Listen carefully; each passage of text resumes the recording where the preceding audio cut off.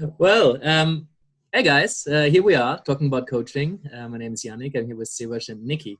We're still online. We're still in Corona times, but we still do have questions. And the next one has been sent in by Assunta. Thank you very much for sending that in. Assunta is asking, how do you define coaching fees? So how much do you charge? How much can you charge? How much should you charge? How do you figure out what the right price is for your coaching?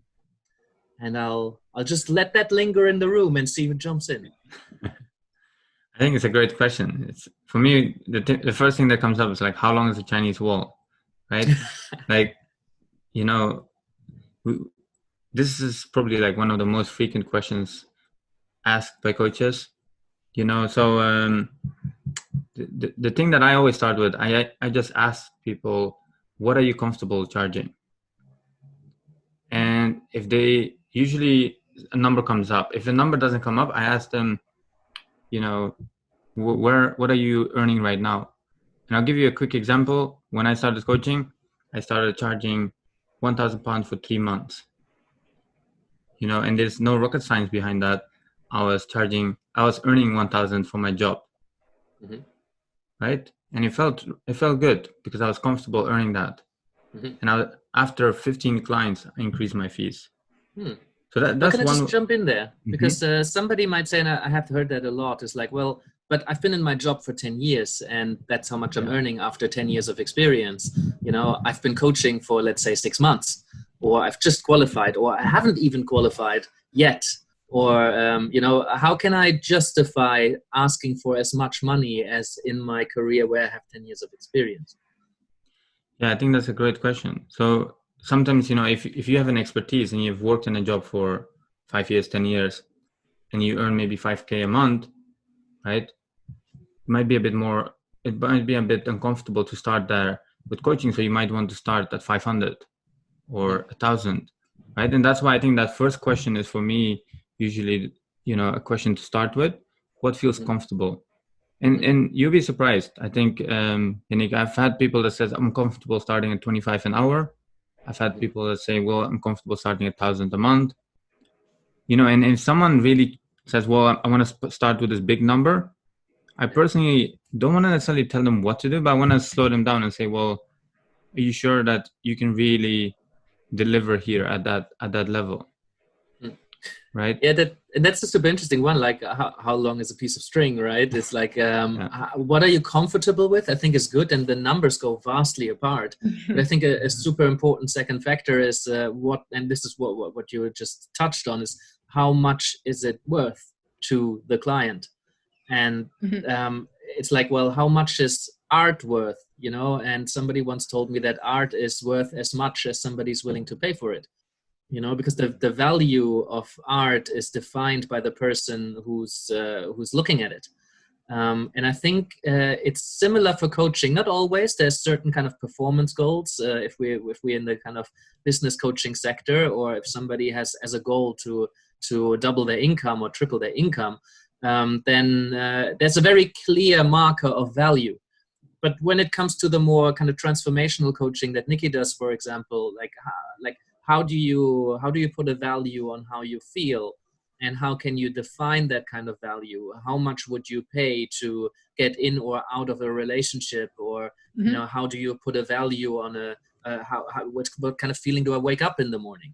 And then it really depends on, so this is a second factor, how much are you comfortable charging, but like, what is the client getting out of this, and what are they willing to pay for it? Yeah, I suppose it's kind of, what you're saying, or what it's making me think, it's that attitude of you're paying for the value of the result, rather than kind of breaking it down to the hours of service that go into it. What matters at the end of the day is that the client gets the result they came for. I mean, personally, having a background in freelancing, also in another job before coaching, I suppose one way I worked out what my fee should be is on a very practical level of what would I like to be earning a year? What does that mean, based on how many jobs I get, I should be earning per job? And like, does that equate to make sense? Can I justify that? Does that feel okay? Is it within the industry standard? And, you can take that very practical approach of how much do I need to be earning per year in order to live and survive? And, you know, what does that mean for how many people can I work with? All of that. You can be very practical about it. Yeah, I mean, you know, what's being clear on my journey as a coach, starting at the very beginning, is that sense of the by the hour fee model just isn't going to work realistically as a financial strategy for me, because the hours I'm available and energetically able to work with clients is limited. And to compare myself to a therapist or someone like that in terms of the fees I should be charging, it was clear to me that system wasn't going to work for me. It might work for some people. So I'm quite interested now in this different way of pricing things based on the value we're providing, and going from there. Yeah, and I think you put something very important out there, like an important third element is, how much do you want to earn, or how much money do you need in order to live the kind of life that you want? And this was a big moment for me when I realized I can just decide what I would like to earn, you know, the kind of create a lifestyle for yourself and do the math. You know, at some point I sat down and I looked at what kind of life do I want to live? What kind of money do I need? You know, where do I want to live? How much is insurance over the next 20, 30 years? How much is it going to cost to get my kids through college or, you know, education? All of these kind of things, you can do the math and then add into that math, what have you already invested into your coaching education? You know, this is not just the money you paid for the training, but also money you haven't earned while you're doing something else. You know, as you're in education, or as you're talking to people and exploring, I don't know, philosophy and psychology, and, you know, reading lots of stuff about personal development, whatever it is, you could have used that time to work yourself up in the corporate ladder. So if you look at all the numbers and you add them up, then most people will find out they have spent tens of thousands, sometimes way more than that, into becoming the kind of coach that they are now. So that you kind of want to make that money back, and then you can also look in the future and what kind of lifestyle do I want to live. And if you add up those numbers, you can arrive at a certain hourly rate. It's like, this is how many hours I can realistically work in a day, or in a week, or in a month, or in a year. And then you do the math, and then you arrive at a number, you know, and then you make that work. So it's like that, that how much am I comfortable charging with? And there's lots of ways to become more comfortable with it.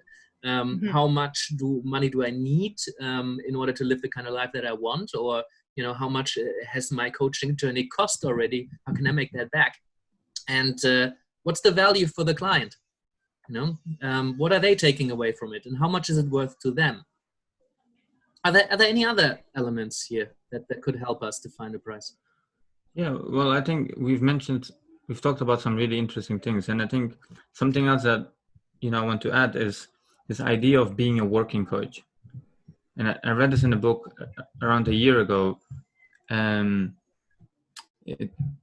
there's a great book called Living Service by Melissa Ford. And she talks about the journey of how she became a prosperous coach. And often we look at becoming a successful coach and we look at what they're doing, how much they're charging, right? What we don't often see is that the time that they've taken to get there, right? So we see sometimes such coach charge 20K, 50K, whatever. And this, you know, you talk to them and they started 12 years ago charging £5 an hour, right? So something she talks about is this idea of being a working coach. And I found that really useful, is starting somewhere where you're comfortable and really doing the hours, right? Really putting the work in so you become a better coach. Because by just coaching more and also being coached, you get much better, right? Yeah, and often people bring in so much experience. So I've known coaches who during their training already charged really high fees, a couple of £100 a session, because they've come in with so much, like with 20 years of working with people. You know, they can create rapport very quickly. They have perhaps a lot of knowledge in their field, you know, in coaching that might not come through, but they might have a huge network of coaching clients. So they've put all of that work in to gain trust and credibility and integrity with people. So all of that comes in. So if you can provide a space where people get lots of value, it doesn't really matter what kind of certification or training you have. You know, if you're already providing immense value, then you can charge immense fees. Yeah, and then I think that's exactly it, right? There is no, personally, I don't think there's a right or wrong. There are coaches that start charging thousands straight away, but they're really good at creating that space. They're really good at coaching, and their clients, you know, their clients are very happy. And I think that's what it comes down to is what is the value that we're bringing? You know, are we, well, is the coaching, are the coaching skills that we're providing there in that space, you know, are they good? You know, and I think for me personally, I think it's just really understanding that there is no pressure there.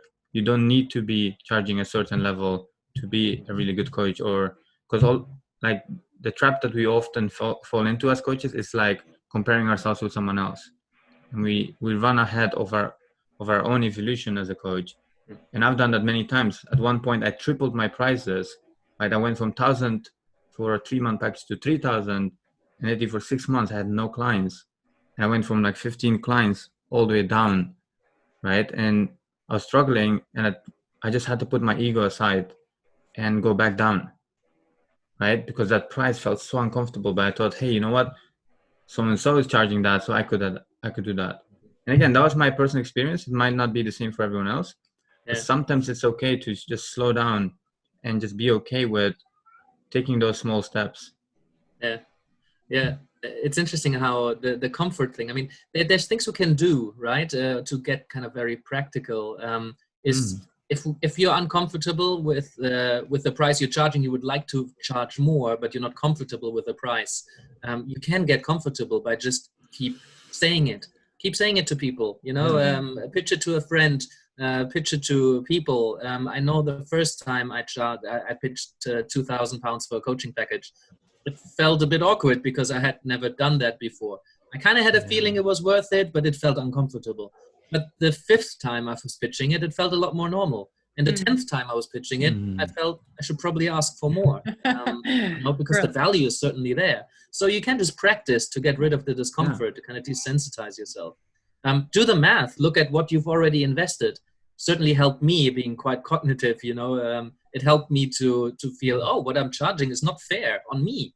You know, it's not just about the hour. Back then it was 50 quid an hour, and I felt, you know, it's going to take a very long time to get all the money back I've invested. That doesn't seem fair. Create the lifestyle you want to live. Run some of the numbers, and just like put a number up there. If you want to earn that much, it's still up to people to decide, okay, I'm going to pay you that or not. And it's completely fine for a client to say, I'm not willing to invest that. You know, that's okay. Somebody else will. I just need to find the right people then. So there's all these elements that we can work with in order to define our prices. And I hope that is helpful to some people out there. I'd love to know how other people who might be listening to this define their prices, and if there's any other elements or factors that might factor into this. Yeah, and I just want to leave with a fun little story. I think it just shows what is possible when we are bold as well. So I've been working with a coach he's an ICF coach. You know, he's been qualified for over a year, so he's got some experience, right? But he was coaching a CEO of a startup company, and the startup company is growing really fast. And at one point he said, well, I had a few meetings with him, and I'm ready to make a proposal. I said, okay, cool. Have you thought about the kind of package that you want to propose? He said, yes. And he got really excited because the most he charged before was 9K for 6 months. And he said, well, I've created this 40K package. It's a 12-month package, and it's going to be incredible. You know, I'm going to coach him. I'm going to coach some of his staff. And I said, okay, well, let's slow down. We talked a little bit about it. And I said, how confident are you that this person will say yes? He said, it's 9 out of 10. It's probably already in the bag. Right? And I'm really summarizing the story, but here's what happened, right? I asked him if he's open to experiment. He said, yeah, sure. And I said, what if you could be really bold here and create 2 more packages and keep the 40K package as your smallest package? Because you know already that you're going to get a yes there, right? Mm. So, and he went off, came back a week later and said, I got a yes for a 100K proposal. Nice. Wow. Right? So he created actually a 2-year package and added some more stuff into it, some more meetings with him. While it's not about the hour, but when we spend more time with people, we can add a lot more value to them. Mm-hmm. And it's again really showing that sometimes we can be bold as long as it's about the other person. We don't make it about ourselves. So the whole conversation, the whole package was about service to that CEO. Yeah. I just wanted to throw something in there because I mean we have an episode on packages and how to kind of bring them up. So I won't lose much on this, but I have 2 packages that don't differ in terms of the price per time that you're getting, but they differ in terms of the price that you're paying. So one is 1.5, one is 3. But like in one, you get a lot more time. You know, if you have, let's say, a 2K package for 6 months and then a 4K package for a year, one seems to be twice as expensive, but really they don't differ at all. But it seems that to people that they differ. You know, that the price looks different. So that's quite useful to have different versions of your package, even if you don't charge less money. If people pay less money, or they have the option to pay less money for less coaching or less coaching sessions, often that does something for people. So it's good to have options. I remember the first time I put 3 options up, I only ever had 1, and then I put 3. And I said, well, here's option 1, option 2, option 3. Which one would you like to go for? Rather than, do you want to go coach with me? Just assume that they want to because you just had a good conversation. So, and then I said, well, which one would you like to go for? And they're like, option 2. And I'm like, oh my God, that was so easy. I've never experienced that. That's great. So yeah, that's such a great example, Yannick. And here's, you know, if I think the important part is there to create a menu, right? Because if you only have one option, people won't say, well, hey, I know you do 6 months, but do you also do 12 months, or can we work 3 months? Because they would just think that's the only way to work with you, right? The same way as we go to a restaurant, we don't just order something off the menu, right? So it's really great to work on that. And again, that can be done step by step. In the beginning, maybe just it's easy to keep 1 or 2 packages. But as your business grows, you can have a variety of packages. And that can be really useful. So you give people a menu of different ways of working with you. Although I would also say sometimes to have a single menu restaurant, like a single item restaurant, can also be very powerful. Because there is this sausage place in Germany, obviously, and they have varying degrees of how spicy the sausage is, the currywurst. But it's called Best Washed in Town. It's like the best sausage in town, and you go there. And there's only one thing that they sell. I think maybe there's some others, but nobody cares what others things are on the menu if they even have one. I don't remember because it doesn't matter. You know, if you have that one thing, you sell that one thing. You know, and I think that can be very powerful when you say, "This is how you work with me," and that you want to work with me or not is the question. You know, and I think personally, I think it's good to have flexibility and to have a menu. But I think people appreciate choice, and it can be very powerful. But it can also be quite powerful to have that one thing. But anyway, hey guys, I've heard your little alarm. Thank you, Siawash, for the reminder. We tend to go on for ages, and I think it's important to have some of this bite size, so people can digest it and process it easier. So Assunta, I hope this was helpful to you, and I hope this was helpful to others. If you have other questions, do let me know. If you have different pricing systems or different way of come up with it, we'd love to hear about it in the comment or drop us an email. It'd be fantastic. Thank you guys. See you next time. Hey everybody.